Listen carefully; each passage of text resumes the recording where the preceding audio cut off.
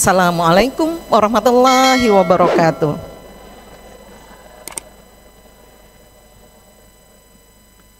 Alhamdulillah.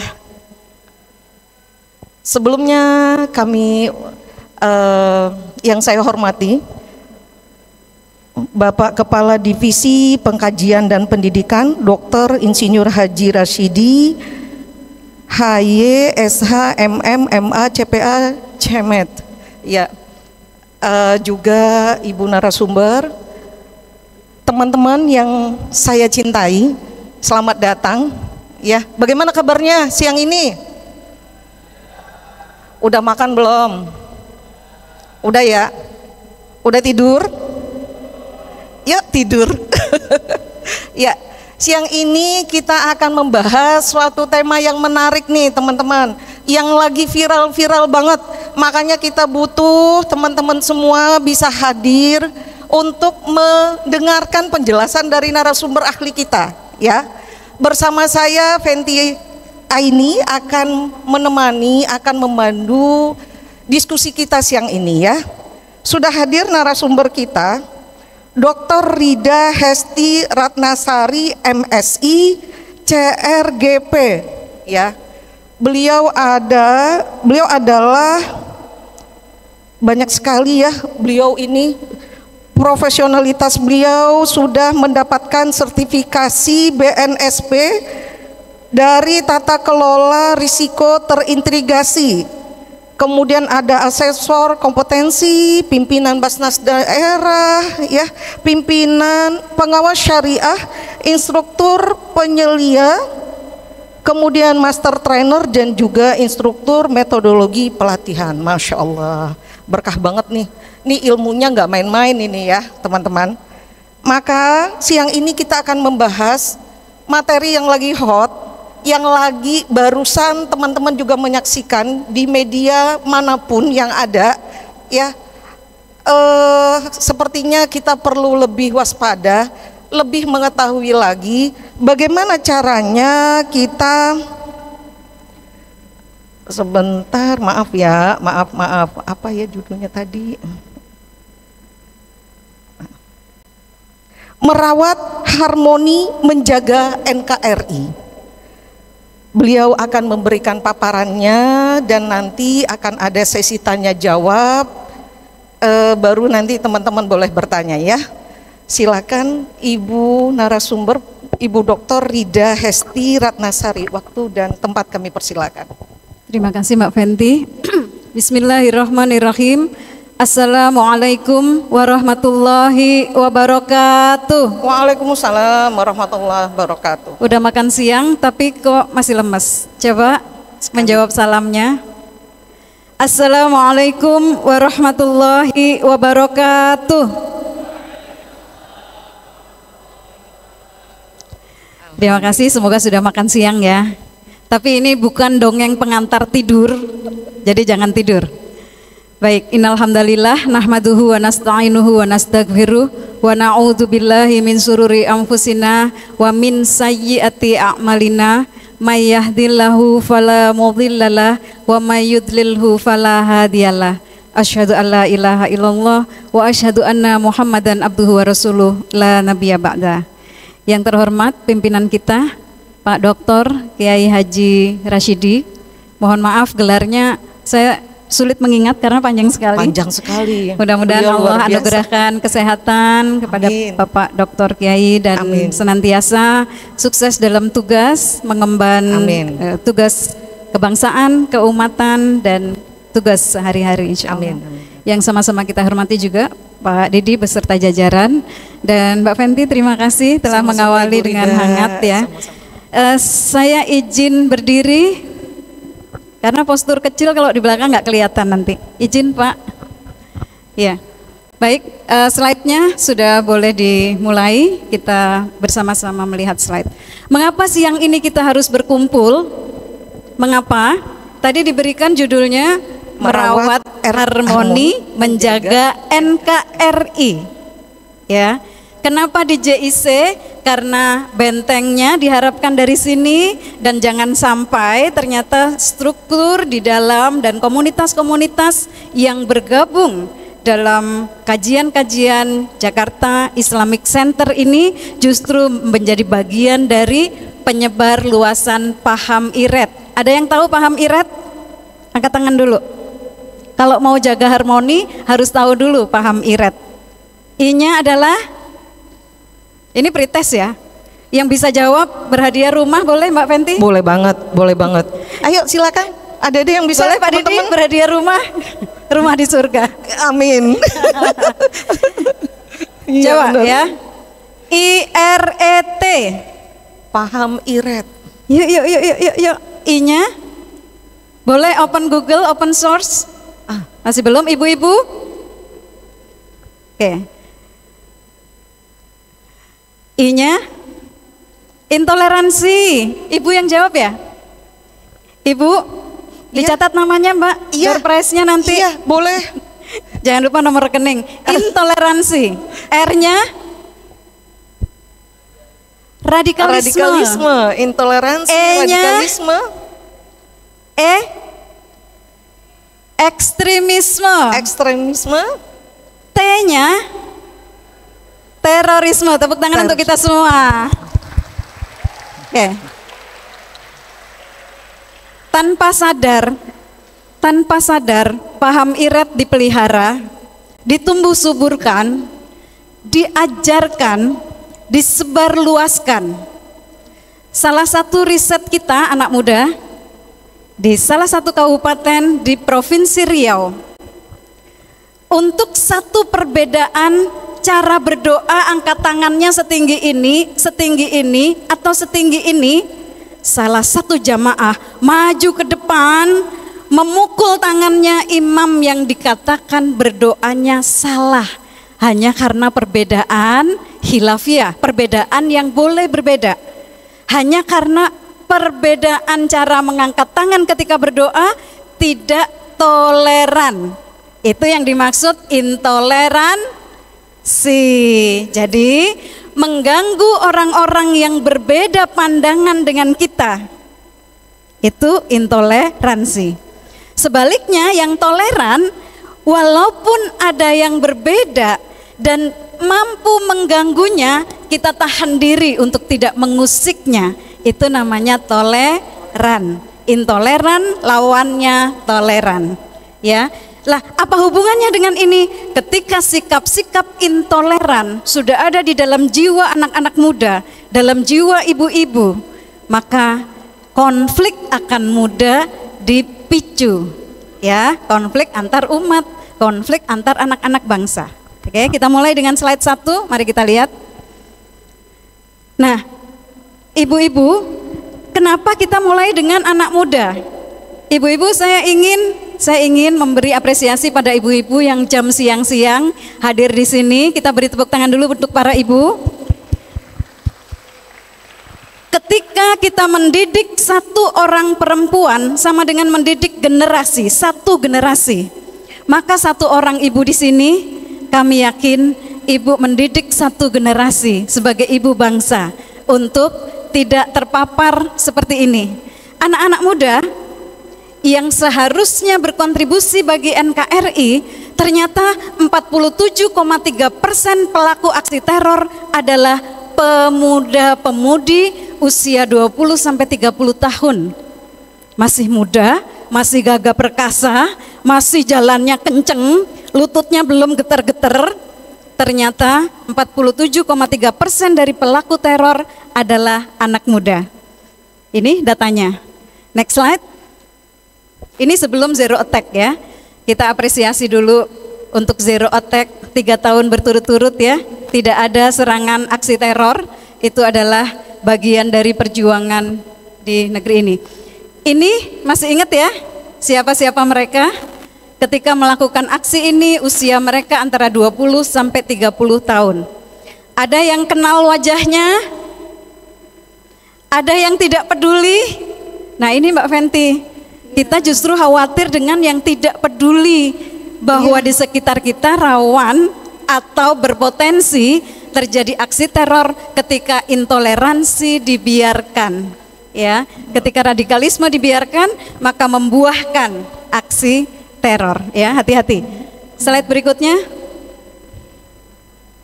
Ini juga usianya masih di bawah 30 tahun rata-rata. Ya, ketika seharusnya anak muda bisa membanggakan keluarganya, membanggakan negeri ini dengan prestasi, justru mereka membuat kerusakan di muka bumi. Ya, jangan sampai ditiru. Slide berikutnya. Ini tadi fotonya, sekarang siapa namanya, mereka? Iya, ada namanya. Iya. Zakiah Aini ketika melakukan aksi teror, dia lahir 95. Iya, masih kurang muda lebih, masih muda sekali. Usianya saat itu 18 atau 20 tahun ketika melakukan aksi terornya, ya. Kemudian Dani Dwi Permana, JW Mariot itu 18 tahun sudah melakukan aksi teror. Ini disclaimer bukan untuk menginspirasi ya anak muda, tapi untuk jangan ditiru ya. Sampai yang bawah Lukman usia 26 tahun, pasangan suami istri yang melakukan bom bunuh diri di Makassar di katedral ya. Semuanya adalah para pemuda. Slide berikutnya. Ya, masih berlanjut, semuanya usia muda. Ada mahasiswa Universitas Brawijaya yang juga diduga berperan mengumpulkan dana untuk membantu ISIS. Mahasiswa ya, anak muda. Jadi hati-hati, mengapa anak muda? Ibu-ibu harus tahu juga mengapa anak muda menjadi sasaran. Next slide. Ternyata yang pertama, anak muda itu familiar dengan internet. Seorang pelaku bom bunuh diri seorang diri di Medan, remaja, belajar merakit bom dari internet. Gurunya adalah guru agamanya dari media sosial. Lalu dilakukanlah aksi bunuh diri, seorang diri dia lakukan di gereja. Ya, aksi seorang diri anak muda remaja. Karena sangat familiar dengan internet, dengan mudah mempelajari semua hal tanpa diketahui oleh orang tuanya. Jadi hati-hati Bapak Ibu sekalian, ternyata pelajaran untuk melakukan aksi teror tidak lagi dibatasi oleh pagar rumah kita. Mereka bisa melintasi pagar, bisa melintasi kamar tidur anak-anak kita. Karena aksi ini jejaringnya telah memanfaatkan media sosial. Tidak lagi dibatasi teritori, apakah orang Jakarta, apakah orang Pekalongan, apakah orang Riau, ataukah orang Maluku, semuanya tanpa batas karena sudah melewati dunia maya. Ya, jadi pagar rumah kita tidak berarti menjadi pagar untuk pembatas tidak masuknya ajaran teror, ajaran radikalisme, ajaran intoleransi dan ajaran ekstremisme. Ya, hati-hati. Yang kedua, anak muda relatif labil, benar nggak? Benar nggak? Apa yang paling dicemaskan Gen Z? Ini yang hadir Gen Z, digital native semua. Anda paling cemas tentang apa, Mas? Ayo silakan ditanya. Apa yang paling membuat cemas anak muda saat ini? Coba pilih. Pilihan 1, masa depan. Pilihan 2, takut mengecewakan orang tua. Pilihan ketiga, khawatir kehilangan pacar. Aduh. Takut mengecewakan orang tua. Siapa yang sama jawabannya? Banyak. Soleh semua ini Ibu. Tepuk tangan dulu buat yang menjawab dan semuanya. Ternyata kekhawatiran teman-teman mengecewakan orang tua semoga menjadi benteng bahwa kalian akan fokus pada prestasi, melejitkan capaian-capaian, dan tidak seperti generasi tadi yang terlibat aksi teror pada usia muda 20-30 tahun. Semudah itu mereka terpapar. Yang ketiga, masa menemukan jati diri. Siapa gue ya? Siapa gue? Siapa dia? Siapa mereka? Apakah saya bagian dari mereka? Kita masih memilih circle. Kadang-kadang bersirkel sama yang begini, kadang yang begitu, masih berusaha menemukannya. Ketika jati dirinya ditemukan bersama guru-guru dari internet yang tidak bebas dari paham iret, apa yang terjadi? bisa saja anak-anak muda tadi membersamai jaringan teror tanpa sadar, ya. Itu hati-hati. Berikutnya adanya krisis eksistensi diri. Eksistensi diri, kagak pernah ranking karena takut mengecewakan orang tua, pengen punya panggung. Gua sang juara, tapi panggungnya dibikin sendiri. Bisa panggung tawuran, bisa panggung terorisme, karena memimpin suatu aksi itu adalah leadership. Jangan-jangan krisis eksistensi diri menjadi motivasi seorang anak muda maupun ibu-ibu maupun bapak-bapak untuk turut dalam aksi teror, ya. Bisa juga karena balas dendam, dulu gurunya ditangkap karena aksi teror, muridnya mengikuti untuk membalaskan dendam sang guru, atau kekasihnya, pacarnya dulu ditangkap, dulu mengikuti aksi teror dan ditangkap, diamankan oleh negara, lalu pacarnya mengikuti membalaskan dendam yang dulu kala pernah ada. Bisa terjadi sebagai motivasi melakukan aksi teror, atau bisa jadi penebusan, menebus kesalahan masa lalu supaya dapat surga, membersamai 70 bidadari. Itu motivasi yang ya sebagian pelaku aksi teror ingin mencapainya, ya. Bisa juga karena respek kepada guru yang dia taati walaupun gurunya salah, atau yang terakhir, pemahaman terhadap ajaran agama yang keliru cara memahaminya, ya. Oke, disimpan dulu, kalau ada pertanyaan kita lanjut slide berikutnya. Iya, betul. Nah, apa hubungannya sih intoleransi, radikalisme, ekstremisme, dan terorisme? Akarnya adalah intoleransi. Batangnya, kalau akarnya subur, batangnya juga kuat. Batangnya radikalisme. Ketika sudah radikal, radikal katanya baik. Radikal kan bagus, menginginkan perubahan sampai akar. Lihat dulu ya. Kalau radikalisme dalam ideologi artinya menginginkan perubahan yang mendasar dan menyeluruh, perubahan yang totalitas untuk mengganti sebuah tatanan di suatu negara, itu radikalisme, ya. Maka mereka yang menginginkan perubahan sistem secara asasian, kamilan, perubahan sistem secara mendasar menyeluruh, bubarin anu, mari mendirikan negara baru. Nah, mari mengubah sistemnya. Mereka terkategori sebagai batang, ya. Nah, intoleransi, radikalisme jika dibiarkan dan subur maka berbuah, ya, bisa menjadi conveyor belt. Walaupun tidak selalu demikian, tetapi pada umumnya menginspirasi untuk segera ada perubahan yang totalitas. Slide berikutnya. Nah, ini yang tadi, toleran, intoleran. Toleran adalah sikap di mana kita tenggang rasa terhadap perbedaan yang terjadi di sekitar kita. Walaupun kita mampu mengusiknya, tapi kita menahan diri. Ada yang kunut, tidak kunut, nggak masalah. Ya sholat bersama. Ada yang memahami. Saya ingin sharing cerita ketika kita memberikan beasiswa pertukaran pelajar dengan pemuda-pemuda Afghanistan. Mereka kita ajak ke salah satu universitas di Jawa Tengah. Mahasiswi pengen foto bareng dong sama anak-anak Afgan yang good looking. Nah, kebayang ya, ada putri-putri cantik. Ini yang soleh-soleh semua ini. Soleh semua. Soleh semua. Singkat cerita, anak-anak Afgan ini berbeda pendapat tentang hukum berfoto dengan lawan jenis. Oke? Sebagian menganggap boleh berfoto dengan lawan jenis yang bukan mahram, sebagian lagi mengharamkan. Apa yang terjadi? Di tempat itu, di universitas itu mereka adu jotos.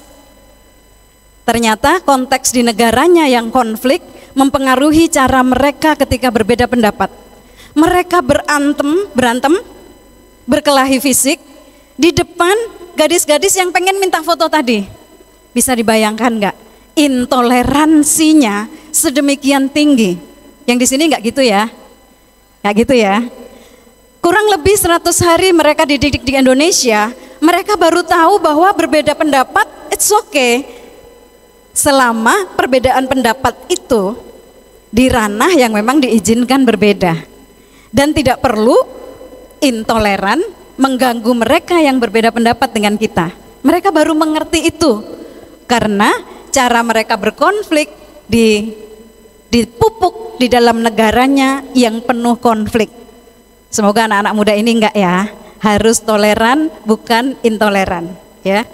Ini radikalisme. Dan radikalisme agama sudah ada di dalam keputusan Fatwa nomor 7 Munas MUI tahun 2005 yang menggunakan agama sebagai dasar untuk melakukan penentangan terhadap kemapanan tatanan kehidupan. Dalam konteks NKRI, radikalisme ini hendak meruntuhkan NKRI. Ini kata kunci ya, meruntuhkan NKRI dan mendirikan negara baru. Ya, masuklah di sini dengan perubahan yang revolusioner atau inkilabiyah. Ya, ini direnungkan dulu. Intoleran artinya ini, radikalisme agama artinya ini. Ya, next slide. Ternyata, mari kita lihat hasil penelitian ini. Sekitar 11 juta Muslim Indonesia bersedia radikal, dan sekitar 8% umat Islam Indonesia bukan cuma bersedia, tetapi mereka siap untuk melakukan aksi radikal. Kelihatannya cuma 8%, coba dikalikan 200 juta. Berapa anak muda yang pandai menghitung? 8% dari 200 juta? 16 juta. 16 juta. Bagaimana bapak-bapak polisi bisa meredam ketika 16 juta ini benar-benar bergerak? Apa yang terjadi? Maka rakyat yang tidak berdosa akan terkena menjadi korban kegaduhan, ya, kemudian situasi yang kacau, tidak kondusif, akhirnya semua kegiatan mahasiswa pun tidak bisa dilakukan, ya. Kita baru demo sedikit aja sudah juga terganggu aktivitas kita ya adik-adik ya, apalagi kalau 16 juta semuanya melakukan aksi radikal ya. Next slide. Nah, mari kita mengenal sebuah gerakan ideologi. Ada yang pernah ikut kajiannya? Ada yang pernah mendengar tapi pakai nama yang berbeda? Tapi kita kenali ciri-cirinya ya. Ya, kita kenali ciri-cirinya. Yang pertama, perjuangan mendirikan negara, global state, satu negara untuk seluruh dunia. Satu negara untuk seluruh dunia, bukan negara bangsa, bukan nation state. Perjuangan mendirikan negara global, satu pemimpin untuk seluruh dunia, negaranya adalah negara khilafah, bukan NKRI, adalah wajib menurut kelompok ini. Ya. Dikenali, kita mengenalinya, ya. Yang kedua, tidak menerima sistem pemerintahan republik. Ada di dalam kitab Nizamul Islam bahwa sistem pemerintahan yang diizinkan bukan republik, bukan teokrasi, nggak boleh demokrasi, harus berbentuk khilafah. Jadi khilafah adalah suatu sistem pemerintahan, ya, yang menolak pemerintahan republik. Berarti negara yang diinginkan bukan NKRI dong, karena NKRI adalah negara bangsa, yang mereka mau adalah negara global. Beda ya, negara bangsa kayak kita ada Indonesia, negara bangsa ada Malaysia, nation state, berbangsa-bangsa. Yang dicita-citakan mereka adalah satu negara untuk seluruh dunia. Ya, itu ciri yang kedua, bentuknya republik. Oh, udah kesini? Masih yang sebelumnya? Oke, tidak mau negara bangsa, bentuk organisasinya bukan ormas tapi partai politik di luar parlemen, dan fokus perubahan yang dikehendaki adalah perubahan asasian syamilan, mendasar dan menyeluruh. Bukan mewarnai NKRI, tetapi menggulingkan NKRI untuk mendirikan negara baru, global state, satu negara untuk seluruh dunia. Slide berikutnya, nah baru nih. pandangan mereka terhadap kelompok-kelompok yang berjuang secara akhlak, berjuang untuk fi'lul khair, menurutnya adalah memalingkan umat dari masalah utama. Karena masalah utama adalah tidak adanya negara khilafah. Jadi ciri-cirinya masalah apapun solusinya adalah negara khilafah.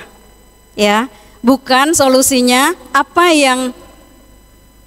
tatanan apa yang sudah diterapkan di NKRI dicari solusinya, bukan, tetapi harus ditegakkan negara baru. Kontribusinya terhadap demokrasi adalah demokrasi predatori.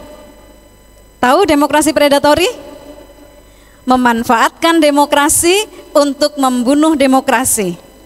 Karena di dalam kitab yang diadopsinya Ad-Dimokratiyah Nizamul Kufri, demokrasi itu hukum kufur. Ya. Jadi ciri-ciri kajiannya juga menolak demokrasi. Yahrumu akhduha, haram mengambilnya. Ya, au tatbiquha, atau menerapkannya. Au da'watu ilaiha, atau menyerukan kepadanya. Jadi mengambilnya haram, menerapkannya haram, mengambilnya juga haram, menyebarluaskannya juga haram. Itu demokrasi. Jadi ciri-ciri berikutnya pengajiannya adalah melawan dan menolak demokrasi. Negara Islam bagi kelompok ini adalah metode untuk menerapkan pemikiran Islam. Jadi negaranya harus ditegakkan. Negaranya yang seperti apa? Bukan NKRI. Sekali lagi, negaranya adalah global state. Sistem pemerintahannya khilafah, bukan republik. Ya. Keanggotaannya bersumpah setelah matang sakofah. Berbaiat setelah matang sakofah. Jadi belajar dulu kitab yang diadopsinya, kemudian ditawarkan kalau sudah matang sakofah untuk bersumpah taat akan melaksanakan seluruh keputusannya walaupun berbeda dengan pendapat kita. Ya, itu sumpahnya. Next slide. Nah, mengapa revolusi itu penting bagi mereka? Karena mendudukkan Islam setara dengan syuyu'iyah wa ra'sumaliyah. Islam, sosialisme, komunisme, dan kapitalisme.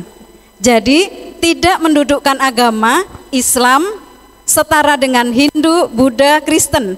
Tidak mendudukkan agama sebagaimana Indonesia memandang agama-agama, tetapi disetarakan dengan komunisme dan kapitalisme.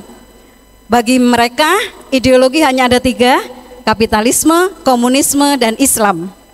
Pancasila bukan ideologi, tapi ideologi semu. Tiga-tiganya membutuhkan negara, ya.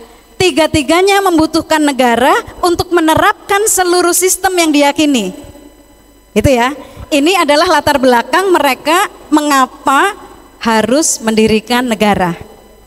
Tanpa mendirikan negara, pemikirannya tidak bisa diterapkan. Sama seperti komunisme, sama seperti ra'sumaliyah atau kapitalisme. Ini ciri-cirinya seperti itu ya. Slide berikutnya. Mari kita agak cepat. Lebih seru diskusinya nanti kayaknya. Ini yang dilakukan, taskif itu halakoh-halakoh ya. Kemudian berinteraksi dengan umat. Pada tahap interaksi dengan umat, mereka harus melakukan dorb alaqot, memutus kepercayaan rakyat kepada pemerintahnya. Jadi ciri-ciri kajiannya berikutnya, apapun keputusan pemerintah, kebijakan pemerintah harus dicaci, dicela, dicari salahnya. Itu ciri-ciri pengajiannya ya. Lalu kalau sudah rakyat tidak percaya kepada pemerintah, diharapkan rakyat percaya kepada kepemimpinan mereka. Terjadilah pengambil alihan kekuasaan, gitu ya. Terjadilah istilahul hukmi, penerapan pemikiran-pemikiran yang sudah diadopsinya. Ya, ini kelompok tersebut. Next slide. Ini setelah drop alaqot. Drop itu memukul, alaqot hubungan atau kepercayaan. memutus kepercayaan rakyat kepada pemerintahnya. Kalau rakyat tidak percaya lagi pada pemerintahnya, maka akan digiring people power, mirip people power tetapi berdasarkan iman, ya. Diambil people power untuk mendapatkan kekuasaannya dalam rangka menerapkan pemikiran-pemikiran yang diadopsinya. Slide berikutnya. Oke, ini rancangan undang-undangnya, kita bisa lihat di pasal 1. Akidah Islam adalah dasar negara. Jadi kadang-kadang kita tidak peka dan bangga banget ada yang lagi ngaji kitabnya gundul berbahasa Arab. Padahal di kitab itu ada rancangan undang-undang yang mengatakan bahwa dasar negara harus diubah. Ada RUU-nya di pasal 1. Akidah Islam adalah dasar negara. Segala sesuatu yang menyangkut institusi negara, termasuk meminta pertanggungjawaban atas tindakan negara, harus dibangun berdasarkan akidah Islam. Sampai sini kita paham. Backstage-nya dengan front stage-nya berbeda. Panggung depannya apa? Yang bagus-bagus. Panggung belakangnya apa? Ini yang apa adanya. Demokrasi predatori, menggulingkan NKRI, tidak setuju dengan pemerintahan republik, sistem pemerintahannya tidak boleh republik ya, tidak setuju dengan negara bangsa, kemudian hendak mengganti dasar negara. Tapi tidak di front stage, di backstage, ya, panggung belakangnya. Tapi panggung belakang itulah yang apa adanya. Kita merujuk pada kitab, tidak merujuk pada katanya dan katanya, ya. Next slide. Ini di kantornya ada seperangkat sistem di dalam pemerintahan yang dicita-citakan. Ada nizam ukubat, sistem sanksi. Ada nizamul ijtimai fil Islam, sistem sosial yang mengatur bagaimana wanita berpakaian di tempat umum. Ada nizam hukum, sistem pemerintahan. Ada nizamul iqtisadi fil Islam, sistem ekonomi Islam. Sudah lengkap semuanya untuk berdirinya sebuah negara. Mereka adalah yang paling lengkap tatanan yang diadopsikannya untuk siapnya berdiri sebuah negara. Ya, mereka udah siap, paling siap. Dan silakan lihat ini. Gambar ini adalah pakaian wanita di tempat umum. Atasnya adalah khimar, bawahnya adalah jilbab. Pakaian, satu potong pakaian yang menjulur ila asfal. Asfal sampai bawah, bagian bawah kita. Dan hanya satu potong. Jadi jika ada teman-teman atau putri-putrinya di tempat umum sudah menyambung-nyambung bajunya, berarti secara konsisten dan harus setiap waktu, maka menerapkan ajaran yang diadopsi di dalam kitab Nizamul Ijtimai fil Islam. Diadopsi oleh mereka, jika nanti negaranya berdiri, maka wanita-wanita di tempat umum pakaiannya seperti ini. Sudah diadopsi sistem sosial, ya. Sistem sosialnya sudah diadopsi. Slide berikutnya. Predator demokrasi tadi udah saya sampaikan. Ini kitabnya karya Abdul Qadim Zalum. Ya, tadi saya udah sampaikan. Slide berikutnya. Bahwa mereka partai politik ada di dalam kitab At-Takatulul Hizbi. Kitabnya kecil, bicara bagaimana proses pembentukan partai dan cita-citanya dan tugas utamanya dan bagaimana mereka bekerja hingga nanti istilahul hukmi, penerapan apa yang sudah diadopsi oleh mereka. Next slide. Ya, kalau undang-undang kita mengatur ormas. Apakah mereka masuk sebagai ormas? Karena mereka hizb. Hizb itu partai. Sebenarnya partai politik tetapi tidak mengikuti mekanisme intraparlemen, di luar parlemen. Next slide. Nah, pengarus utamaannya melalui medsos. Ini kayaknya benar-benar aja nggak sih? Coba, yang tanpa sekat Muslim lebih kuat, nggak ada masalah kan? Bener nggak? Iya. Iya kan? Sepertinya biasa aja ya. Baik-baik ya? aja kan? Iya betul. Tapi yang dimaksud sekat ini adalah nasionalisme. Yang dimaksud sekat ini adalah negara bangsa. Muslim tanpa sekat adalah Muslim yang seluruh dunia disatukan di dalam negara global, yaitu negara khilafah. Tapi yang tahu itu kan nggak banyak, sehingga di media sosial, oh mereka baik-baik aja, oh iya nggak masalah. Kan emang benar, Muslim tanpa sekat lebih kuat. Tapi yang dimaksud sekat itu adalah nasionalisme, karena menurutnya nasionalisme itu haram. Ya, ada di dalam kitab Nizamul Islam. Ya, next slide coba.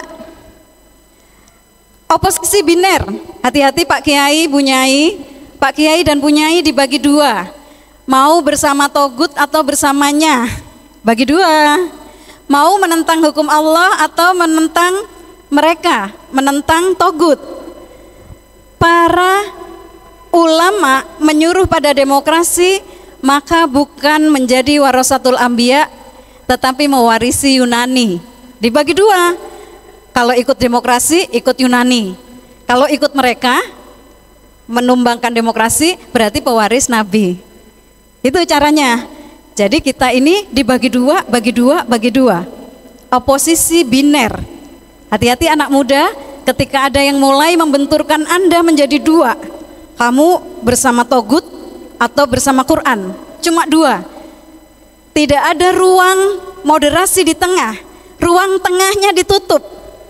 Ruang tengahnya sebagaimana pendiri bangsa ini saling berkompromi untuk direkat menjadi satu persatuan dan kesatuan bangsa.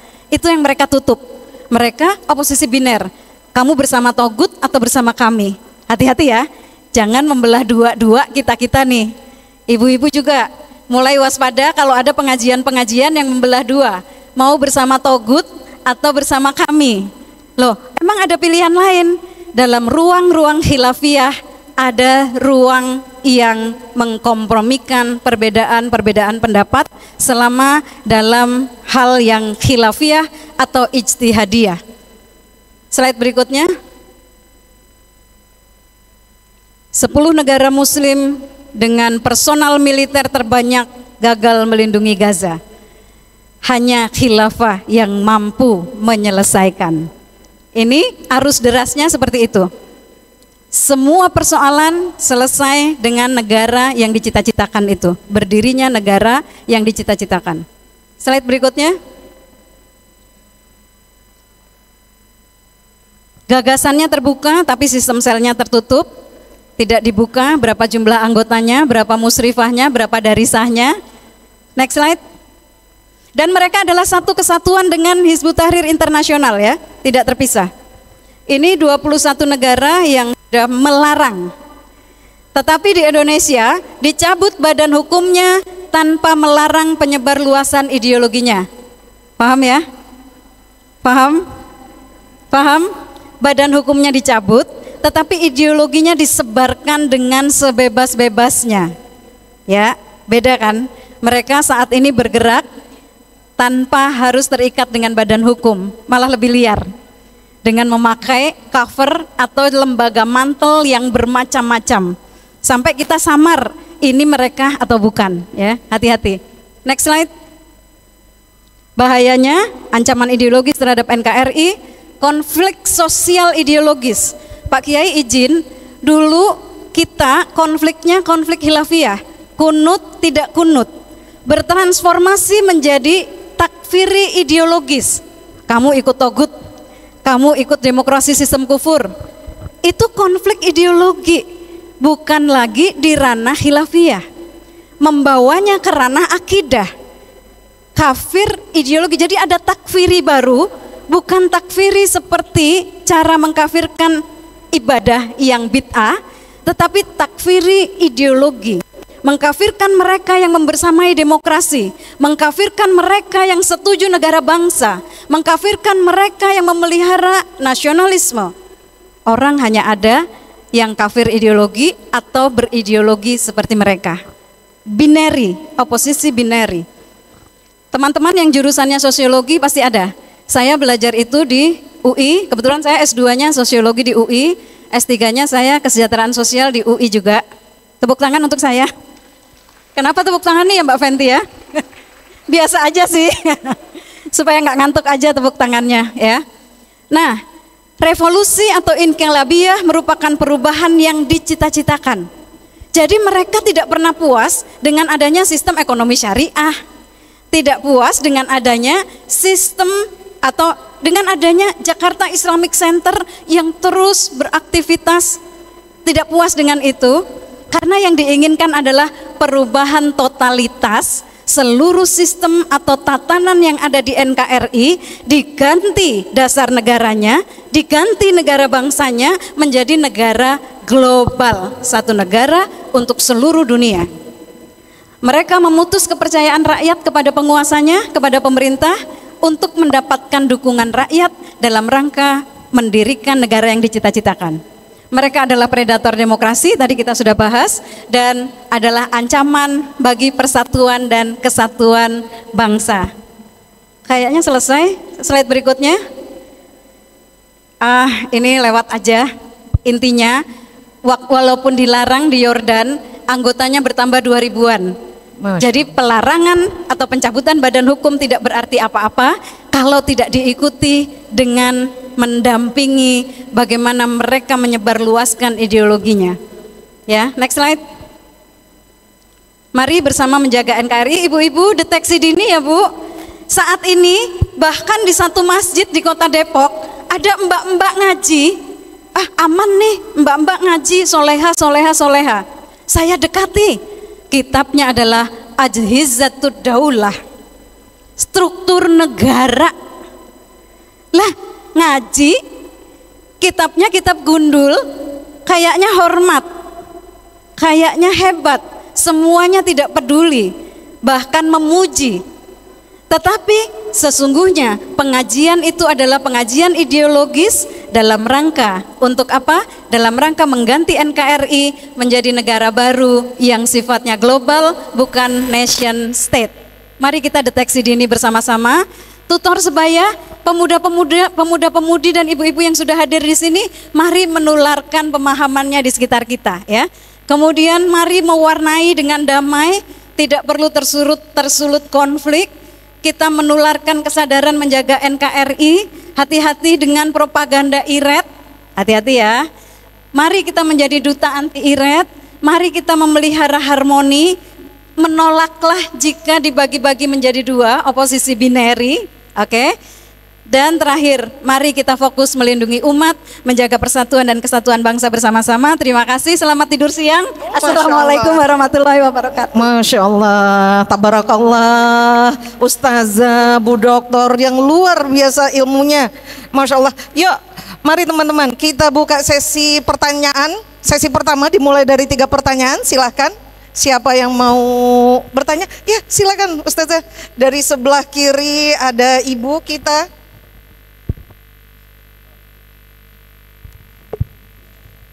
Ya. Ya, di sini. Maju aja. Silakan sebutkan namanya dan dari mana. Assalamualaikum warahmatullahi wabarakatuh. Waalaikumsalam warahmatullahi wabarakatuh. Barakallah, saya diberi kesempatan untuk ini. Ya. Kebetulan tadi Suman mau sholat. Saya tidak ini ya, alhamdulillah. Ditunggu-tunggu Ibu. Masya Allah. Dari paparan tadi, mohon maaf, luar biasa. Bahwa ini adalah bagaimana kita selaku Ibu nama dan dari mana? Ya, nama saya Ibu Yufriani. Saya dari Koja. Saya tadi luar biasa karena memang keadaan negara kita, ya. Saya merasa memang kita harus tetap menjaga NKRI ini, harus ada berdiri di sini dan tetap kokoh. Namun yang menjadi pertanyaan saya adalah bahwa perubahan adalah sebuah kepastian.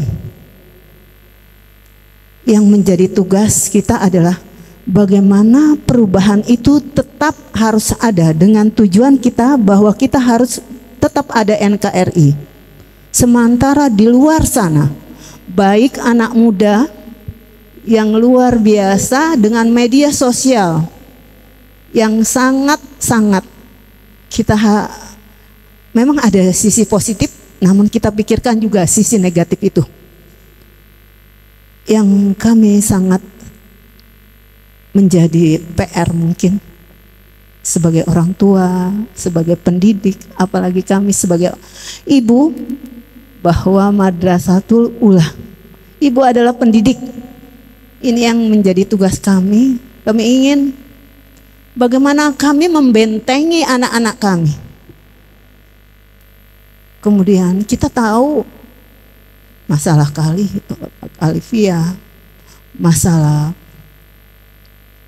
liberal, kemudian masalah sekuler.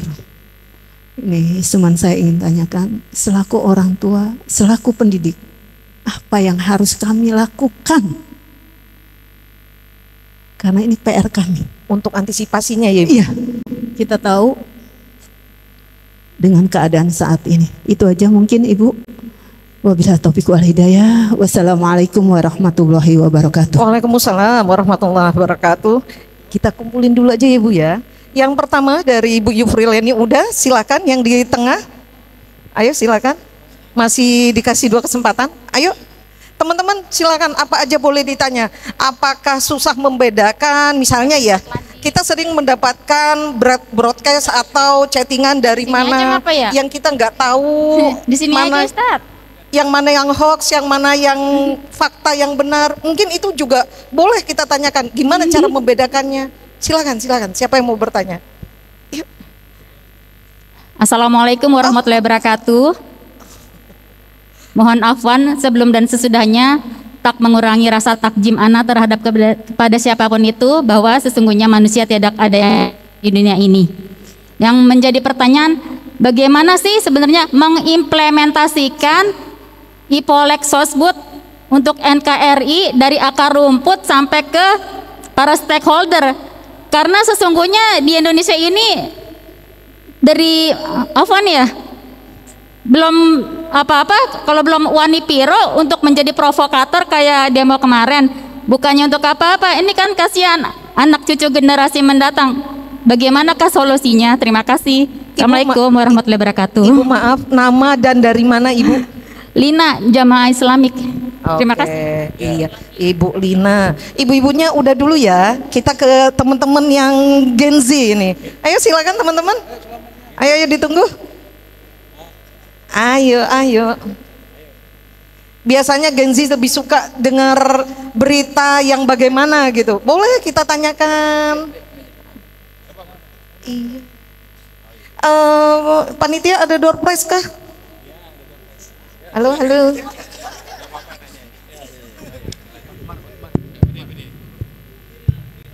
Ya. Assalamualaikum warahmatullahi wabarakatuh. Waalaikumsalam warahmatullahi wabarakatuh. Ya, silakan. Sebelumnya perkenalkan, nama saya Azmi Syahid ya. Ya.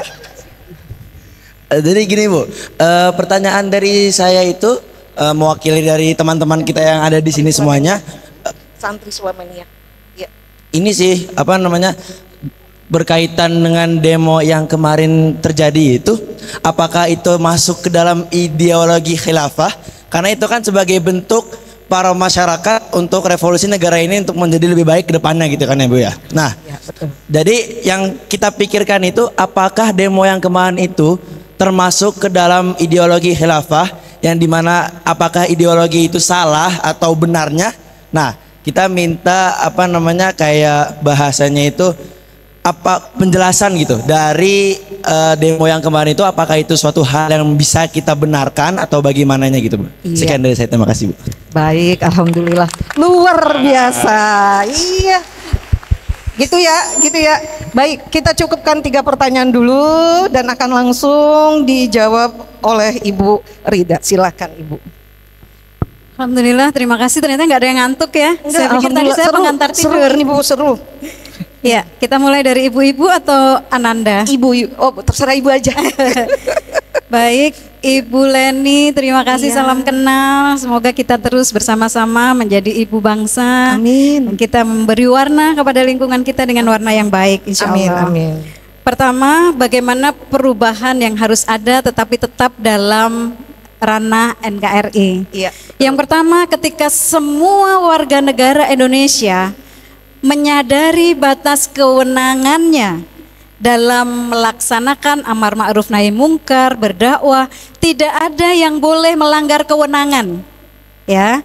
Biasanya konflik dan ini seperti ini, kewenangan seorang warga negara untuk mewarnai NKRI-nya. Ketika ada yang melanggar kewenangan, pada umumnya berujung konflik. Contoh, ketika melihat kelompok bermasalah di tetangga kita, semuanya main hakim sendiri, lari, geruduk rusak rumahnya, culik pemimpinnya. Padahal kita adalah warga masyarakat biasa yang tidak berkewenangan mengambil tindakan hukum. Contoh ya. Nah, mewarnai tadi, kunci pertamanya adalah semua melaksanakan perannya sesuai batas-batas kewenangan sebagai warga negara Indonesia. Maka kita mematuhi, kalau prinsip di beberapa badan, lembaga, aman NKRI, aman regulasi, dan aman syar'i. Ya kan? Aman regulasi. Ketika regulasi diabaikan atau ingin mengubah regulasi, ikuti mekanismenya. Bukan dengan memprovokasi atau mempropaganda agar masyarakat membenci pemerintah, menggulingkan NKRI-nya, tetapi memperbaiki pada bagian kebijakan yang mana. Itu kewenangan warga negara.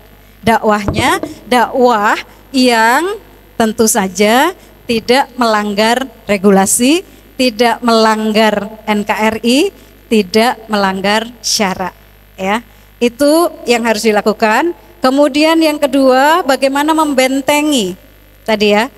Iya Ibu, benar. Bagaimana membentengi? Ya, karena selaku ibu, mari kita mulai dengan parenting yang aman. Parenting di mana kita diberikan tanggung jawab untuk menyelamatkan generasi ya.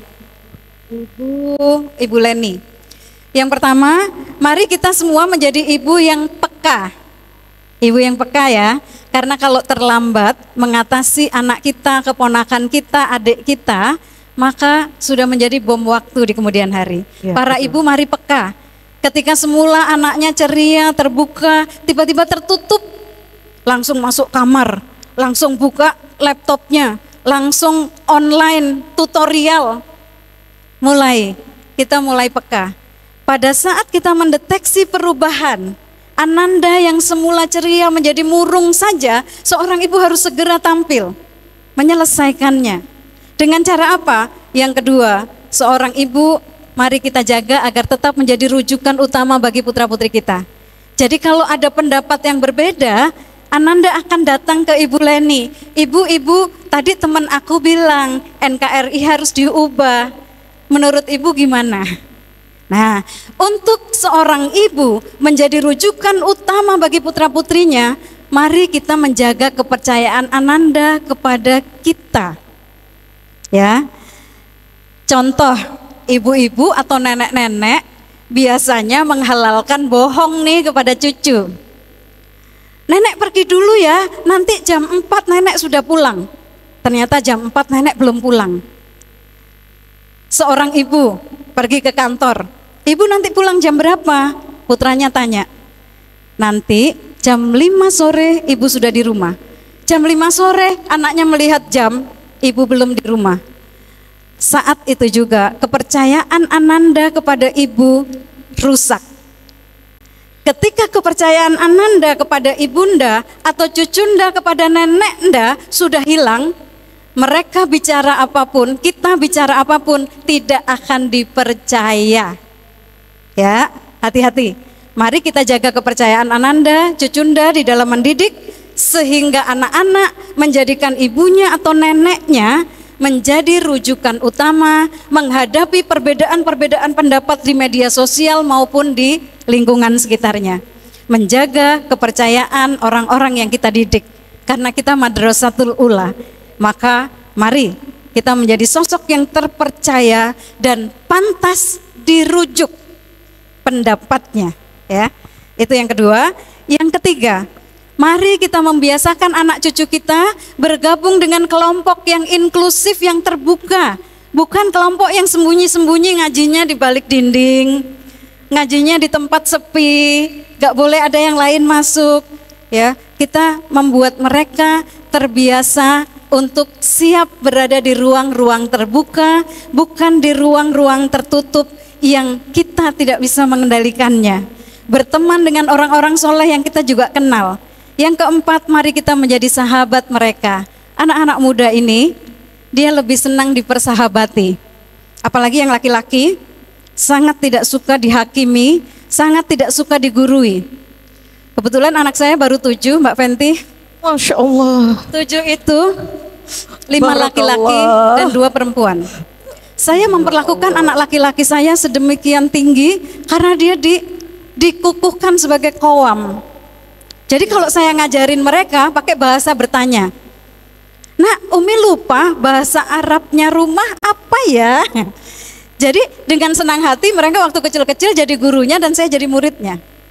Maka tumbuhlah rasa memimpin. Adik-adik yang laki-laki mudah tersinggung kan kalau dihakimi, kamu dasar bodoh gitu aja nggak bisa. Sakit kan dek? Sakit kan?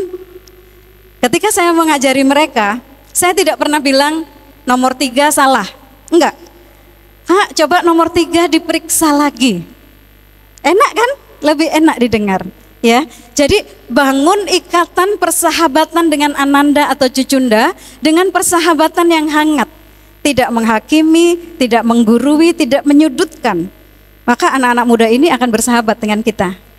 Kita, anak kita, cucu kita. Ya, semoga terjawab Ibu Leni. Terima kasih. Makasih. Ibu yang Yang kedua Ibu Lina. Ibu Lina. Pertanyaan, bagaimana implementasi? Oke.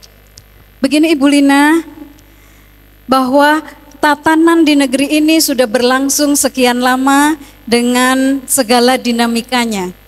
Maka sebagai warga negara yang baik, sebagai muslimah yang taat, sebagai warga negara Indonesia, kita melakukan peran-peran kita di dalam keluarga. Tadi ya, pertama di dalam keluarga kita memelihara maqasid syariah, bersama tetangga kita melakukan maslahat bersama, kebaikan bersama, dan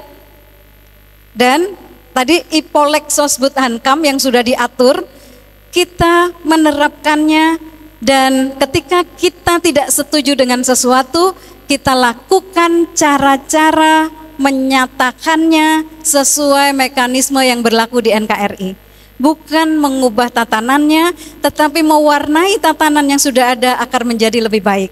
Ini juga jawaban saya untuk anak muda. Mas Syahid. Azmi Syahid. Ya. Asmi Syahid. Iya. Ya. Tepuk tangan dulu buat Mas Asmi. Iya.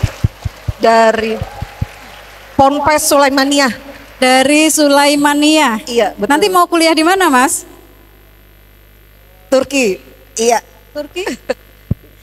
Bulan September ini saya akan mengantarkan anak saya nomor 6 Masya Allah. sekolah SMA di Imam Hatib Turki dengan beasiswa fully funded dari TDV. Masya Allah. Dia SMA-nya di sana, bukan kuliahnya, karena sekarang baru lulus sanawiyah kan dari SMP. Semoga bertemu di sana, insya Allah ya. Kalau di sini Baik. Di sini SMA. level SMA. Ya, berarti nanti kuliahnya yang di sana ya. Semoga tercapai ya, Mas Asmi. Nah, apakah demo kemarin ya? Terlepas dari apa yang terjadi, masyiroh atau demonstrasi adalah cara-cara mengemukakan pendapat di tempat umum secara bersama-sama. Masyiroh, ya, menggalang opini publik, menyadarkan opini publik, tetapi dengan mengajak publik, orang banyak berpikir tentang kebenaran. Yang terjadi jika masyiroh ini tidak terkendali, masuklah mereka yang anarkis. Ya, kita tidak bicara di ranah itu, tetapi membedakan yang revolusioner atau inkilabiyah dengan yang mereka mau mewarnai NKRI. Bedanya adalah revolusioner atau inkilabiyah ingin mengganti sistem republiknya, mengganti NKRI-nya menjadi satu negara yang berbeda, yaitu kalau ini konteksnya negara yang satu untuk seluruh dunia. Tetapi mereka yang tidak revolusioner, walaupun mengatakan mari revolusi, tetapi yang dilakukan adalah mewarnai tatanan yang sudah ada agar menjadi lebih baik.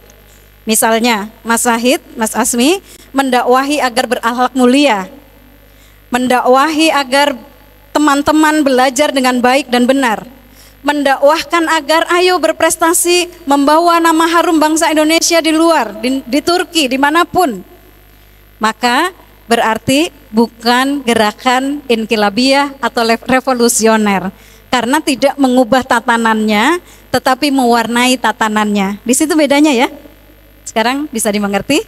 Nah, mengemukakan pendapat secara bersama-sama itu baik saja, selama mengungkapkan pendapatnya sesuai peraturan yang berlaku, ya, aman regulasi. Mungkin itu jawabannya, semoga terjawab. Iya Ibu, begitu ya. Apa masih untuk kita masih mau buka sesi kedua, masih ada yang mau ditanyakan dari teman-teman Gen Z? Ibu-ibu masih ada? Masih Ibu, masih boleh? Langsung ke pertanyaan, karena waktu kita tinggal 5 menit lagi ya Bu ya. Sebutkan nama dan dari mana, dan langsung pertanyaan saja.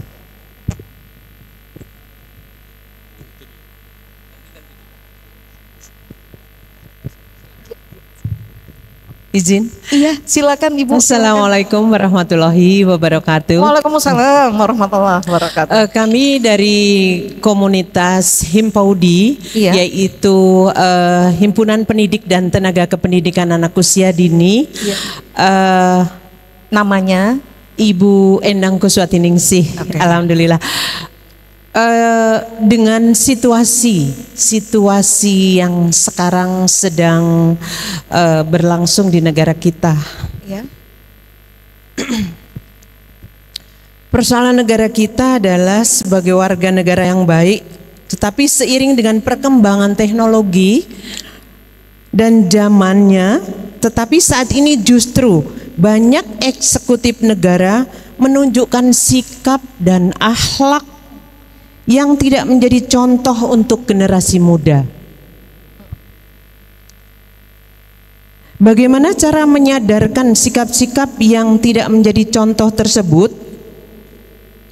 Karena Gen Z sekarang itu sangat kritis, dan wawasannya bahkan sekarang kita melihat orang di luar sana yang nasionalismenya tinggi bisa mengevaluasi para eksekutif negara yang tidak boleh dikatakan tidak pantas, tidak pantas dan perlu diberikan punishment.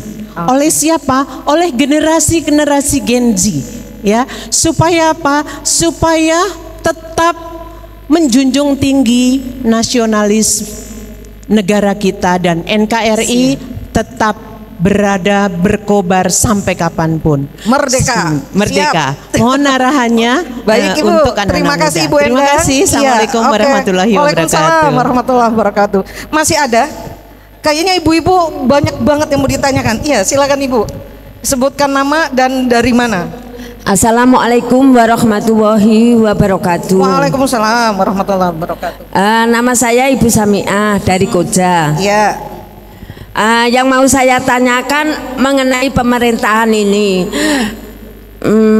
kenapa banyak penjarahan di mana-mana, terus banyak bakar-bakar di mana-mana, pendemo ini rata-rata ya lihatin anak muda semuanya. Iya Ibu. Iya. Terus kalau misalnya pemerintah diturunkan, maunya yaitu untuk anak-anak muda ini, generasi muda ini yang berjuang ini, maunya pemerintah dari Islam atau terus lanjut ke pemerintah menurut Pancasila. Begitu aja. Siap. Terima kasih Ibu Samiah. Satu lagi dari Gen Z lagi. Iya, silakan. Iya. Assalamualaikum warahmatullahi wabarakatuh. Waalaikumsalam warahmatullahi wabarakatuh. Sebelumnya perkenalkan dulu, nama saya Zahron. Zahron? Saya pengen nanya nih. Boleh. Tentang bagaimana cara kita bersikap dengan petinggi-petinggi negara yang kadang mengeluarkan kebijakan yang agak tumpul ke bawah, tajam ke bawah, tumpul ke atas. Cara bersikapnya gimana? Cara bersikapnya. Cara bersikap itu ya? Ya. Oke. Sekian dari saya. Mantap, siap.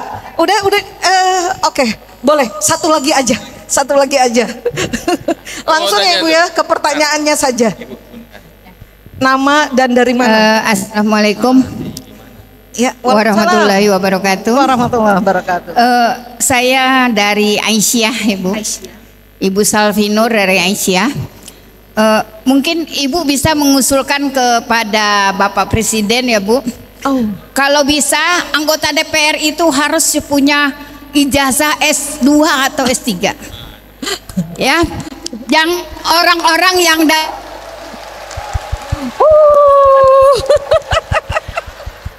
sesuai tuntutan ya, itu Ibu, sesuai tuntutan. Sedangkan saya ini guru TK ya Bu ya. Iya. Tapi harus S1. Iya. Kenapa betul. anggota DPR hanya SMA? Iya Bu. Iya Bu, cukup Bu. Makin heboh dia Bu. Udah? Ya. Udah ya. Jadi anak mahasiswa ini, mahasiswa yang sekarang ini, mahasiswa ini kalau bisa nanti akan jadi anggota DPR. Amin. Amin. Jadi presiden. Mantap. Iya, Ibu. Ya Bu, ya itu mungkin siap usul ke saya ya Bu. Iya. Terima kasih. Assalamualaikum warahmatullahi wabarakatuh. Waalaikumsalam warahmatullahi wabarakatuh. Luar biasa. Ternyata peserta semakin semangat ini Ibu. Kayaknya luar biasa. Aduh, udah. Kita nggak siap-siap kalau lagi ya. Pertanyaannya mungkin masih sama seputar kondisi hari ini ya Ibu ya. Jadi kita rangkum saja ya. Nggak apa-apa ya Ibu ya, maaf ya waktu juga yang membatasi kita. Yang lain juga ya, maaf ya. Ayo silakan Ibu Rida, pertanyaannya luar biasa ini. Ini semangat-semangat nasionalisme Ibu. Jika nanti ada yang belum tuntas terjawab, boleh japri. Boleh, nomor WhatsApp saya mau dicatat? Iya, boleh. Ada yang mau catat? Iya. Silakan kalau mau catat nomor. Iya, nomor Ibu Rida, Dr. Rida. Boleh ditulis aja di slide juga. 0812. Iya. 8857 110. Ya. Diulang. Saya hanya akan ulang satu kali lagi nih. 0812 8857 110. Ya. Oke. Itu nomor saya sejak 30 tahun yang lalu, saya tidak ganti nomor. Masya Allah. Mantap. Menunjukkan apa? Menunjukkan apa? Enggak ngapa-ngapain. Bersih-bersih aja. Ya Ibu, silakan Ibu Himpaudi, Bu Endang, salam kenal. Kita sesama pendidik, terima kasih. Bagaimana sejak dini Ananda mendapat contoh-contoh teladan yang ini kita khawatirkan ya. Ibu guru PAUD pasti mengkhawatirkan Ananda mengakses media sosial di mana para pejabat misalnya berkata kasar. Itu oknum ya, tidak semuanya. Yang santun juga banyak. Maka bagaimana punishment yang diberikan harus sesuai dengan mekanisme dan kewenangan kita. Sanksi sosial boleh, tetapi untuk hukum positif tentang sanksi berbicara di publik, penerapan hukumnya ada mekanisme tersendiri. Ada aparat penegak hukum, ada pengadilan meja hijau. Kita mau menempuh jalur hukum ataukah menasehatinya watawasau bil haq watawasau bisob, dengan menasehati individual. Kalau kita tetangganya, kita menasehati. Nasihat yang sembunyi-sembunyi jauh lebih aman. Karena ketika kita menasehati di tempat umum, sangat membuat seseorang atau beberapa orang terluka, dan luka pengalamannya itu bisa menjadi dendam. Misalnya Bu Endang menasehati saya, Bu Rida itu pemalas, tapi di depan forum sini Bu. Iya. Ya, Jadi pada umumnya sanksi sosial yang tidak tepat pengungkapannya, mau di ranah private atau di ranah publik, itu harus diatur nasihat kita. Kalau kita mau menasehati eksekutif, menasehati tokoh-tokoh, kita pilih waktunya yang tepat, dengan cara yang ma'ruf, cara yang baik, dengan sesedikit mungkin untuk mempublikasikan, untuk tidak mempublikasikan aib, tidak mempublikasikan kekurangan seseorang, karena kita punya tanggung jawab bersama untuk menjaga muruah atau wibawa para tokoh kita. Semoga terjawab ya. Semoga terjawab. Jadi sanksinya sanksi sosial, ya. Bukan, kalau sanksi hukum bukan kewenangan kita, tapi ada yang berwenang. Itu yang harus dijaga. Nah, seringkali sanksi hukum dikerjakan oleh yang tidak berwenang hukum, gitu. Ini yang menjadi masalah, anarkis ya. Kemudian izin berlanjut ke Ibu Samiah. Ibu, semua kekerasan yang terjadi, baik di ranah private, di rumah kita, maupun di luar rumah kita atau ruang publik, pada umumnya terjadi karena kendali berekspresi yang tidak termanage, tidak terkelola. Misalnya, sejak kecil ketika mau mengatakan lapar, dia berguling-guling di tanah. Ini sebenarnya mendidiknya sejak dini ya. Selalu cara berekspresinya lapar pakai marah. Pengen beli sepatu pakai berteriak. Pengen minum pakai berteriak. Latihan berekspresi dimulai dari usia dini. Harapan kita guru-guru TK itu guru-guru yang tentu saja terbiasa mengajarkan dan meneladankan cara berekspresi, mengekspresikan kemarahan dengan cara yang baik. La takdob walakal jannah, tapi bukan nggak boleh marah, marah dengan cara yang baik, bukan dengan menjarah, bukan dengan tadi apa Ibu bakar-bakar ya, Bu Samiah ya, Ibu Samiah di mana? Iya. Jadi ekspresi marah yang terkendali. Maka bagaimana ekspresi marah yang terkendali itu menjadi kesadaran kolektif? Ya, tentu yang kita lakukan mulai dari diri kita. Lalu di majelis taklim kita, ayo bukan nggak boleh marah, tapi mari kita marah dengan cara yang diizinkan menurut agama, menurut hukum sistem sosial kita, dan bukan mengajak orang lain untuk turut dalam kemarahan yang tidak terkendali. Berarti provokator dong. Karena sesungguhnya kemarahan yang tidak terkendali akan merugikan seluruh masyarakat. Seperti yang terjadi kemarin ya, Bu Samiah ya. Kemudian yang kedua, apakah tujuannya menurunkan rezim pemerintahan? Nah, itu kita tanyakan kepada mereka. Tetapi seharusnya perubahan yang kita cita-citakan adalah perubahan menjadi dari kondisi yang bukan perubahan yang menjadikan lebih buruk, tetapi perubahan yang menjadikan kita semua lebih baik, baik secara personal maupun sekelompok majelis taklimnya maupun lingkungan RT RW-nya, semua menjadi lebih baik daripada sebelumnya. Bukan dengan kemarahan yang tidak terkendali dan menyebabkan kerusakan publik yang terjadi seperti kemarin ya. Mudah-mudahan terjawab ya Ibu Samiah ya. Dikit lagi Ibu, dikit waktu lagi. kita sudah. Zahran dari mana nak? Dari Sulaimania juga. Sulaimania. Ya, terima kasih. Tepuk tangan dulu dong buat Zahran. Zahra. Calon-calon pemimpin bangsa. Oke.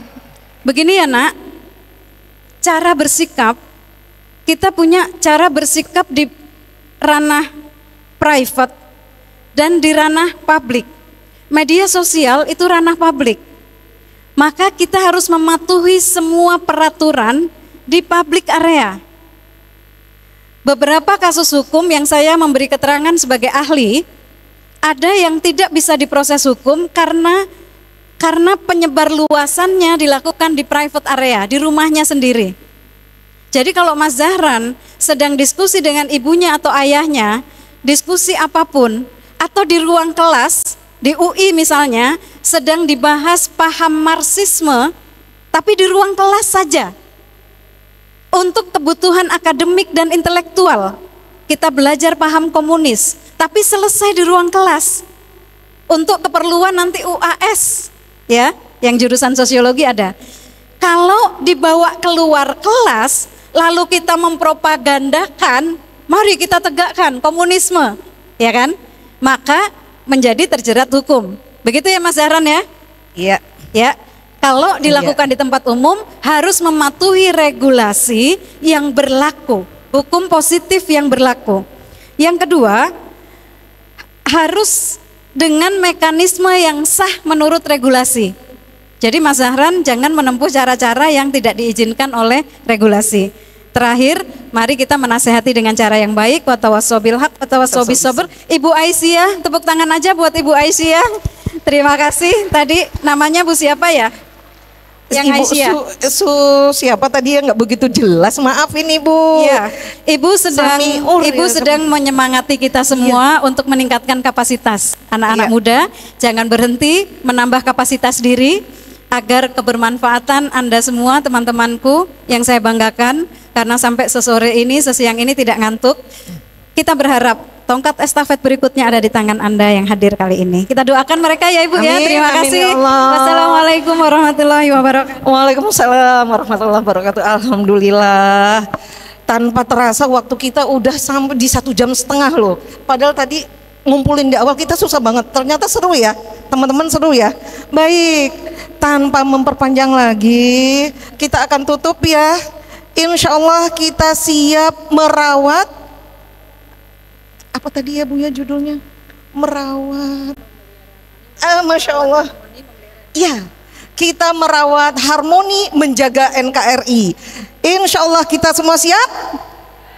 Siap. Nah, di akhir kami mohon maaf, khususnya saya mohon dimaafkan atas semua kekurangan. Begitu juga narsum kita. Kita undur diri dulu ya Bu ya. Assalamualaikum warahmatullahi wabarakatuh. Ibu, ada plakat? Oh iya. Ya silakan aja Pak. Kiai, monggo. Kiai tolong.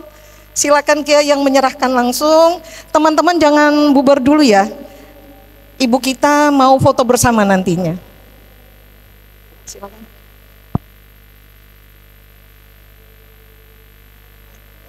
Lebih fokus di tengah, di sini kan lebih fokus di tengah.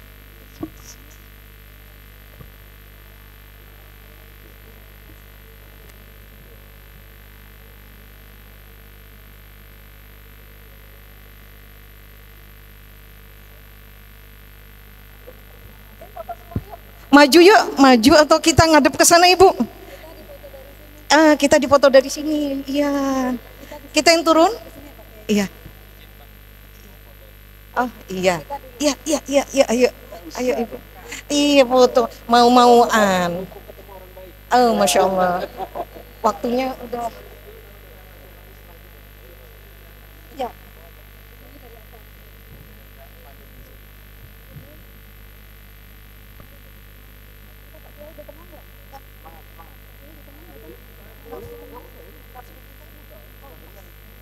Tangannya mau gimana?